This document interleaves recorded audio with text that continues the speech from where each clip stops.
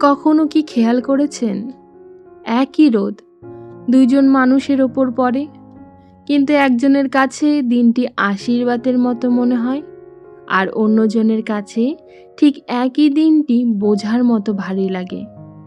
একই পৃথিবীতে থেকেও কেউ সৌন্দর্য খুঁজে পায়, আর কেউ শুধু অভাবকে দেখে। কেউ একটি বন্ধ দরজার সামনে গিয়ে হতাশ হয়ে দাঁড়ায়, আবার কেউ একই দরজার পাশে থাকা খোলা জানালাটি দেখতে পায়। প্রশ্ন হলো, পৃথিবী কি সত্যিই এত আলাদা, নাকি আমরা পৃথিবীকে যেভাবে অনুভব করি সেভাবেই তাকে দেখতে শুরু করি? একটি ছোট্ট বাগানের কথা ভাবুন। প্রতিদিন সেখানে ফুলও ফুটছে, আবার কিছু শুকনো পাতাও মাটিতে পড়ছে। কিন্তু যদি একজন মানুষ শুধু ওই শুকনো পাতাগুলোর দিকে তাকিয়ে থাকে, তাহলে তার কাছে পুরো বাগানটি বিবর্ণ মনে হবে। আর যদি অন্য একজন মানুষ ফুলগুলোর দিকে মন দেয়, তাহলে একই বাগান তার কাছে প্রাণে ভরা মনে হবে। বাগান বদলায়নি, বদলেছে শুধু দৃষ্টি। হয়তো জীবনটাও অনেকটা এমনই। হয়তো আমরা সব সময় বাস্তবতাকে দেখি না, আমরা দেখি আমাদের অনুভূতির রঙে রাঙানো বাস্তবতাকে।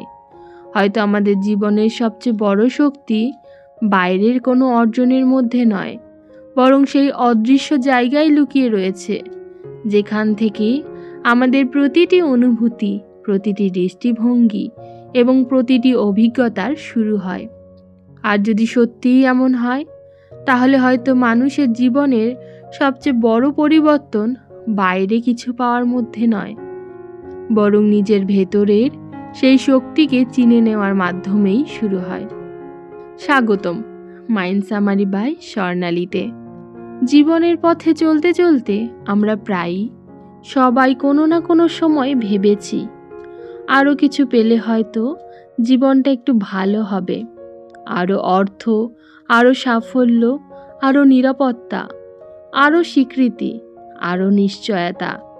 আমরা ভবিষ্যতের কোনো একদিনের জন্য অপেক্ষা করতে শিখি, যেখানে সব কিছুই ঠিকঠাক হয়ে যাবে, সব প্রশ্নের উত্তর মিলবে, আর তখন আমরা সত্যিই সুখী হব। কিন্তু সময়ের সঙ্গে সঙ্গে অনেক মানুষ একটি অদ্ভুত বিষয় লক্ষ্য করে। লক্ষ্য পূরণ হয়, তবুও নতুন অভাব জন্ম নেয়।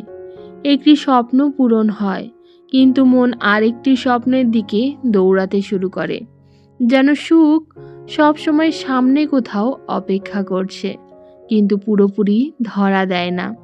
আজকের বইটি সেই ধারণাকেই নতুনভাবে দেখতে শেখায়।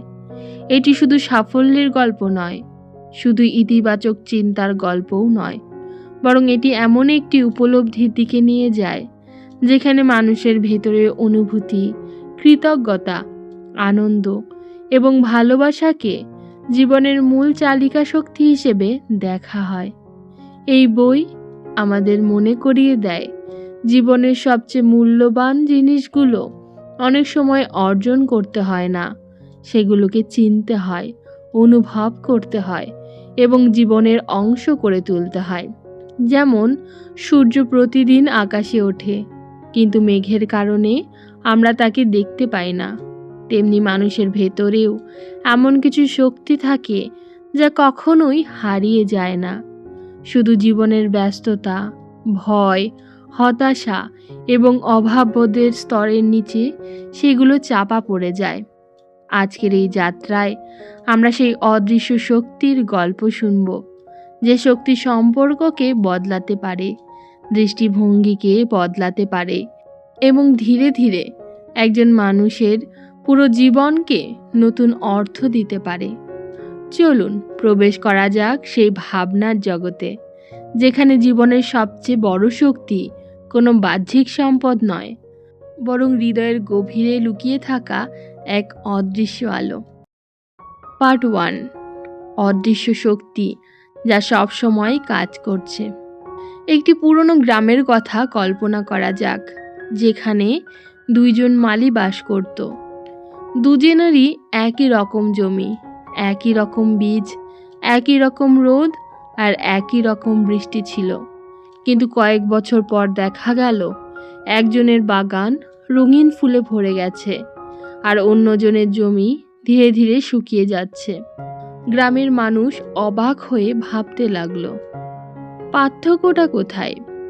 একদিন একজন বৃদ্ধ এসে বললেন, পার্থক্য বীজে নয়, পার্থক্য সেই যত্নে, সেই মনোযোগে, সেই শক্তিতে যা প্রতিদিন অদৃশ্যভাবে বীজের কাছে পৌঁছেছে। রোন্ডা বার্ন এই বইয়ের শুরুতেই যেন ঠিক এই কথাটাই বলতে চান। মানুষ সাধারণত জীবনের দৃশ্যমান অংশগুলোকে দেখে, ফলাফল দেখে, সাফল্য দেখে, ব্যর্থতা দেখে, সম্পর্ক দেখে, অর্থ দেখে, স্বাস্থ্য দেখে, কিন্তু খুব কম মানুষ সেই অদৃশ্য শক্তির দিকে তাকায় যা সব কিছুর আগেই কাজ করতে শুরু করে।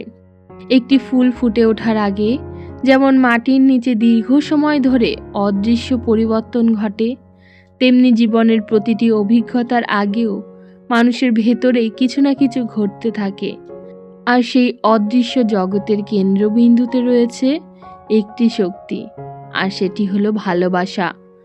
এখানে ভালোবাসা বলতে শুধু রোমান্টিক সম্পর্ক বোঝানো হচ্ছে না। বইটি ভালোবাসাকে সূর্যের আলোর মতো ব্যাখ্যা করে। সূর্য যেমন আলাদা আলাদা গাছকে আলাদা আলাদা আলো দেয় না, তেমনি ভালোবাসাও শুধু কোনো নির্দিষ্ট মানুষের জন্য নয়। এটি একটি অবস্থা, একটি শক্তি, একটি মানসিক পরিবেশ, একটি অভ্যন্তরীণ কম্পন। লেখিকা বলেন, মানুষ যখন কৃতজ্ঞতা অনুভব করে তখন আনন্দ অনুভব হয়, যখন প্রশংসা করে, যখন হৃদয় খুলে জীবনকে গ্রহণ করে, তখন সে ভালোবাসার শক্তির সঙ্গে সংযুক্ত হয়। আর যখন মানুষ ভয়, অভিযোগ, রাগ, অভাববোধ এবং ক্ষোভের মধ্যে বাস করে, তখন সে নিজেই নিজের প্রবাহকে সংকুচিত করে ফেলে। একটি নদীর কথা ভাবুন তো। নদীকে কেউ ধাক্কা দিয়ে প্রবাহিত করে না, তার স্বাভাবিক প্রকৃতিই হলো প্রবাহিত হওয়া। কিন্তু যদি মাঝখানে বড় বড় পাথর জমে যায়, তাহলে তার প্রবাহ কমে যায়। জীবনের আনন্দও অনেকটা এমনই। আনন্দকে তৈরি করতে হয় না, আনন্দ মানুষের স্বাভাবিক অবস্থা। কিন্তু অভিযোগ, তুলনা, ভয় এবং অভাববোধ সেই প্রবাহের ওপর পাথরের মতো জমে যায়। তখন মানুষ ভাবে আনন্দ হারিয়ে গেছে। আসলে আনন্দ কখনো হারায়নি, তার প্রবাহ আটকে গেছে। এই কারণেই বইটি বারবার কৃতজ্ঞতার কথা বলে, কারণ কৃতজ্ঞতা শুধু একটি ভালো অভ্যাস নয়, এটি এমন একটি দৃষ্টিভঙ্গি যা মনকে অভাব থেকে প্রাচুর্যের দিকে নিয়ে যায়। ধরুন, একজন মানুষ প্রতিদিন শুধু কি নেই সেটাই দেখে, কি পায়নি, কে তাকে মূল্য দেয়নি, কোন সুযোগ হারিয়েছে, কোন স্বপ্ন পূরণ হয়নি। ধীরে ধীরে তার পুরো পৃথিবী অভাবের রঙে রঙিন হয়ে উঠবে। অন্যদিকে ঠিক আরেকজন মানুষ একই জীবনে থেকেও ছোট ছোট আশীর্বাদ দেখতে শুরু করে। সকালের আলো, এক কাপ চা, প্রিয় মানুষের হাসি, একটি সুস্থ শরীর, একটি নতুন সুযোগ। জীবন তখনও একই থাকে, শুধুমাত্র অভিজ্ঞতা বদলে যায়। কারণ বাস্তবতার আগে বদলায় উপলব্ধি, এবং এটাই বইটির প্রথম ও সবচেয়ে শক্তিশালী গুরুত্বপূর্ণ শিক্ষা। জীবনের গুণগত মান অনেক সময় ঘটনাগুলোর দ্বারা নির্ধারিত হয় না, নির্ধারিত হয় সেই ঘটনাগুলোর প্রতি আমাদের শক্তি, অনুভূতি এবং দৃষ্টিভঙ্গি দ্বারা। পার্ট 2, পৃথিবী আমাদের কথা শোনে না, আমাদের অনুভূতিকেই প্রতিফলিত করে। অর্থাৎ যা অনুভব করি তাই ধীরে ধীরে আমাদের অভিজ্ঞতায় রূপ নিতে শুরু করে। একটি আয়নার ঘরে যদি একজন মানুষ প্রবেশ করে এবং চারিদিকে তাকিয়ে শুধু অন্ধকার দেখতে পায়, তাহলে সে হয়তো ভাববে ঘরটিই অন্ধকার।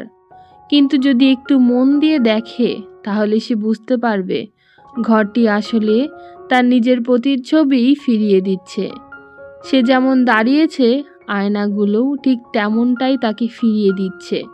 রোন্ডা বার্ন এই অংশে এসে জীবনের সঙ্গে মানুষের সম্পর্ককে অনেকটা এমন একটি আয়নার ঘরের মতো ব্যাখ্যা করেন।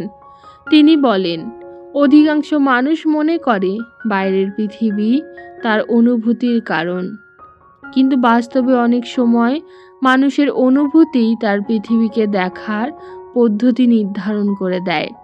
একজন মানুষ যদি প্রতিদিন মনে মনে ভাবতে থাকে যে জীবন তার বিরুদ্ধে রয়েছে, মানুষ তাকে বুঝবে না, সুযোগ তার কাছে আসে না, ভালো কিছু তার জন্য নয়, তাহলে ধীরে ধীরে তার মন এমন এক প্রমাণ খুঁজতে শুরু করবে যা এই বিশ্বাসকে সত্যি প্রমাণ করে।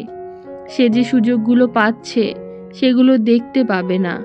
যে মানুষগুলো তাকে সাহায্য করতে চায় তাদের মূল্য বুঝতে পারবে না, কারণ তার মন ইতিমধ্যেই এমন একটি সিদ্ধান্ত নিয়ে ফেলেছে। অন্যদিকে আরেকজন মানুষ যদি একই পৃথিবীতে থেকেও বিশ্বাস করে যে প্রতিটি দিন নতুন কিছু নিয়ে আসতে পারে, প্রতিটি সমস্যার ভেতরে একটি শিক্ষা রয়েছে, প্রতিটি ব্যর্থতা শেষ নয়, তাহলে তার মনও সেই দিকেই তাকাতে শুরু করবে। এখানে লেখিকা কোনো জাদুবিদ্যার কথা বলছেন না, তিনি মানুষের মনোযোগের শক্তির কথা বলছেন। ঠিক একটি বাগানে যদি প্রতিদিন শুধু আগাছার দিকে তাকানো হয়, তাহলে খুব দ্রুত মনে হবে পুরো বাগানটাই আগাছায় ভরে গেছে। কিন্তু যদি ফুলগুলোর যত্ন নেওয়া হয়, তাহলে ধীরে ধীরে ফুলের সংখ্যায় বাড়তে থাকে।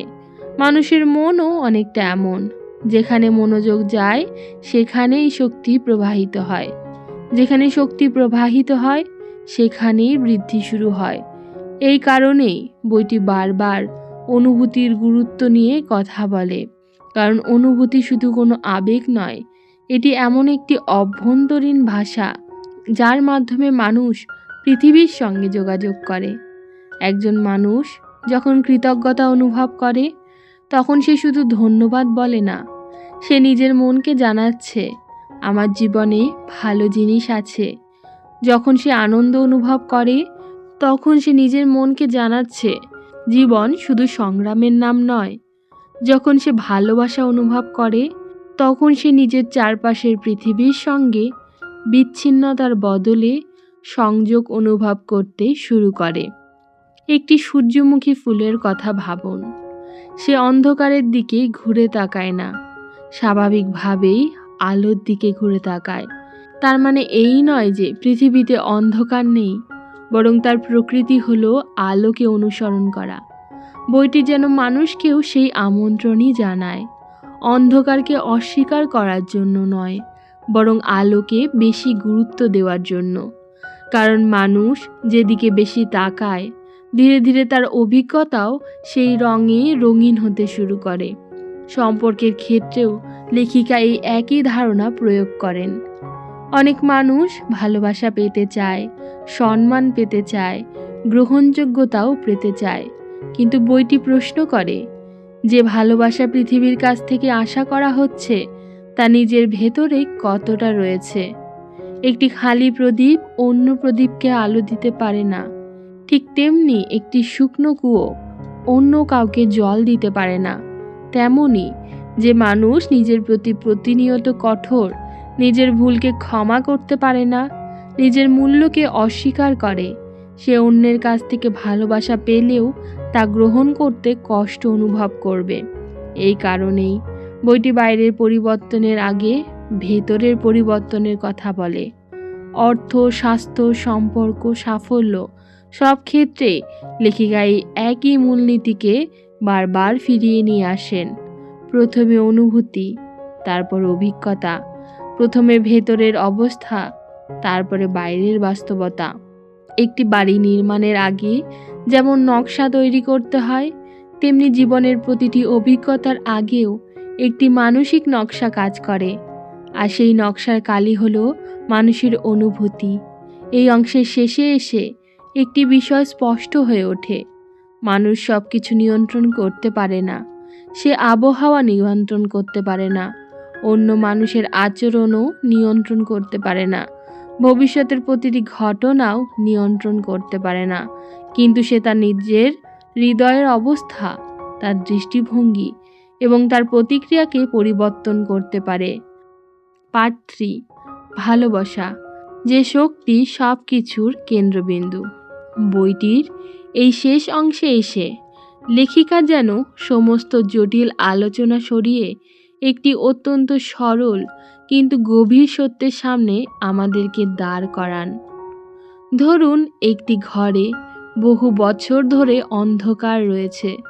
ঘরের মানুষ অন্ধকারকে দূর করার জন্য ঝাড়ু ব্যবহার করলো, দেওয়াল রং করলো, আসবাবপত্র পাল্টালো, মেঝে পরিষ্কার করলো, কিন্তু অন্ধকার রয়ে গেল। কারণ সমস্যাটি ঘরের মধ্যে ছিল না, শুধু একটি জানালা খুলতে হতো, আলো নিজেই ভেতরে প্রবেশ করত। লেখিকার মতে মানুষের জীবনের অনেক সমস্যাও অনেকটা এমনই। আমরা সুখ খুঁজি, শান্তি খুঁজি, ভালোবাসা খুঁজি, সাফল্য খুঁজি, কিন্তু অনেক সময় আমরা ভুলে যাই যে জীবনের সবচেয়ে শক্তিশালী পরিবর্তন আসে তখন যখন হৃদয়ের দরজাটি একটু খুলে যায়। ভালোবাসা এখানে শুধু একটি অনুভূতি নয়, এটি একটি জীবন দর্শন, এটি পৃথিবীকে দেখার একটি পদ্ধতি। এটি এমন একটি অবস্থা যেখানে মানুষের অভাবের বদলে প্রাচুর্য দেখে, ভয়ের বদলে সম্ভাবনা দেখে, অভিযোগের বদলে কৃতজ্ঞতা অনুভব করে। মানুষের ভেতরেও অসীম সম্ভাবনা রয়েছে, কিন্তু সেই সম্ভাবনার সবচেয়ে বড় খাদ্য হলো ভালোবাসা। নিজের প্রতি ভালোবাসা, জীবনের প্রতি ভালোবাসা, অন্য মানুষের প্রতি ভালোবাসা, প্রতিটি নতুন দিনের প্রতি ভালোবাসা। লেখিকা শেষ পর্যন্ত আমাদেরকে মনে করিয়ে দেন, পৃথিবীকে বদলানোর আগে হয়তো নিজের ভেতরের অনুভূতির জগৎকে একটু বদলানো দরকার। কারণ যখন হৃদয়ের অবস্থা বদলে যায়, তখন এই একই পৃথিবীকে নতুন চোখে দেখা যায়, একই আকাশকে আরও সুন্দর লাগে, একই মানুষকে আরও কাছের মনে হয়, একই জীবনকে আরও অর্থপূর্ণ লাগে। ধরুন, একটি সমুদ্র তীরের শহরে একজন বৃদ্ধ বেহালাবাদক বাস করতেন। একসময় তার সুর শুনতে দূর দূরান্ত থেকে মানুষ আসতো, কিন্তু সময়ের সঙ্গে সঙ্গে তিনি বাজানো প্রায় ছেড়েই দিয়েছিলেন। বেহালাটিও এখন তার ঘরের এক কোণে ঝুলে থাকতো, কিন্তু তার তারগুলো আর আগের মতো সুর উঠত না। একদিন এক কিশোর তার কাছে এসে বলল, আপনি কি আমাকে বেহালা বাজানো শেখাবেন? বৃদ্ধ কিছুক্ষণ চুপ করে থেকে তাকে সমুদ্রের ধারে নিয়ে গেলেন। বিকেলের আলো তখন ধীরে ধীরে জলের ওপর গলে পড়ছে, দূর থেকে ঢেউ আসছে, আবার ফিরে যাচ্ছে। বৃদ্ধ বললেন, শুনতে পাচ্ছ? ছেলেটি অবাক হয়ে বলল, কি, সমুদ্র? ছেলেটি আরও অবাক হলো, এতে নতুন কি আছে? সমুদ্র তো প্রতিদিনই এমন শব্দ করে। বৃদ্ধ মৃদু হেসে বলেন, সেটাই সমস্যা, যা প্রতিদিন থাকে মানুষ সেটাই সবচেয়ে কম শুনতে শেখে। পরের দিন বৃদ্ধ তাকে বেহালা ধরতে দিলেন না, শুধু সমুদ্রের ধারে বসিয়ে রাখলেন। কখনো ঢেউ শুনতে বললেন, কখনো বা বাতাসের শব্দ, কখনো দূরে পাখির ডাক।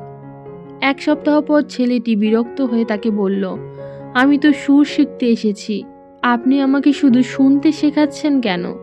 বৃদ্ধ এবার তার পুরানো বেহালাটি হাতে তুলে নিলেন। অনেকদিন পর তিনি ধীরে ধীরে একটি সুর বাজালেন। সুরটি নিখুঁত ছিল না, কোথাও কোথাও কাঁপছিল, কিন্তু তাতে এমন এক উষ্ণতা ছিল যা ছেলেটি আগে কখনো অনুভব করেনি। বৃদ্ধ বললেন, মানুষ ভাবে সঙ্গীত আঙুলে জন্মায়, আসলে সঙ্গীত জন্মায় আমাদের হৃদয়ে। যে শুনতে শেখেনি সে কখনো সত্যিকারের বাজাতে পারবে না। বছর পেরিয়ে গেল, ছেলেটি একদিন অসাধারণ বেহালাবাদক হয়ে উঠল, কিন্তু তার সবচেয়ে বড় শিক্ষা ছিল না কোনো জটিল সুর বা কৌশল। সে বুঝেছিল জীবনের সবচেয়ে মূল্যবান জিনিসগুলো সবসময় উপস্থিত থাকে, কিন্তু মানুষ সেগুলোকে অনুভব করা ভুলে যায়। ভালোবাসা, আনন্দ, কৃতজ্ঞতা, শান্তি, এগুলো কোথাও হারিয়ে যায় না। যেমন সমুদ্রের শব্দ প্রতিদিন ছিল, শুধু সে শুনছিল না, তেমনি জীবনের সৌন্দর্যও প্রতিদিন তার চারপাশেই ছিল, শুধু সে তা অনুভব করছিল না। আর একদিন সূর্য ডুবে যাওয়ার সময় সমুদ্রের ধারে দাঁড়িয়ে সে উপলব্ধি করল, সুখ হয়তো কোনো গন্তব্য নয়, ভালোবাসাও কোনো পুরস্কার নয়। এগুলো এমন কিছু যা মানুষের জীবনে প্রবেশ করে না, বরং মানুষের হৃদয় যখন ধীরে ধীরে খুলতে শুরু করে তখন সে আবিষ্কার করে সেগুলো সবসময় সেখানে উপস্থিত ছিল, ঠিক সমুদ্রে সেই চিরচেনা সুরের মতো, নীরবে, অবিরাম এবং অপেক্ষায়। জীবনের সবচেয়ে সুন্দর পরিবর্তনগুলো অনেক সময় হঠাৎ করে আসে না, সেগুলো শুরু হয় একটি নতুন চিন্তা থেকে, একটি নতুন উপলব্ধি থেকে, অথবা হৃদয়ের ভেতরে জ্বলে ওঠা একটা ছোট্ট আলো শিখা থেকে। আশা করি আজকের এই বইয়ের আলোচনা আপনাকে সেই আলোটিকে একটু হলেও নতুনভাবে দেখতে সাহায্য করেছে। ভালোবাসা, কৃতজ্ঞতা এবং সচেতনতার এই যাত্রা এখানেই শেষ। আমি স্বর্ণালী, আপনি দেখছেন মাইন্ড সামারি বাই স্বর্ণালী। এমন আরও গভীর, শান্ত এবং জীবন উন্নয়নমূলক বইয়ের সারাংশ পেতে ভিডিওটি লাইক করুন, শেয়ার করুন এবং চ্যানেলটি সাবস্ক্রাইব করে রাখুন। আবারও দেখা হবে প্রোডাক্টিভিটির নতুন কোনো একটি অধ্যায়ে।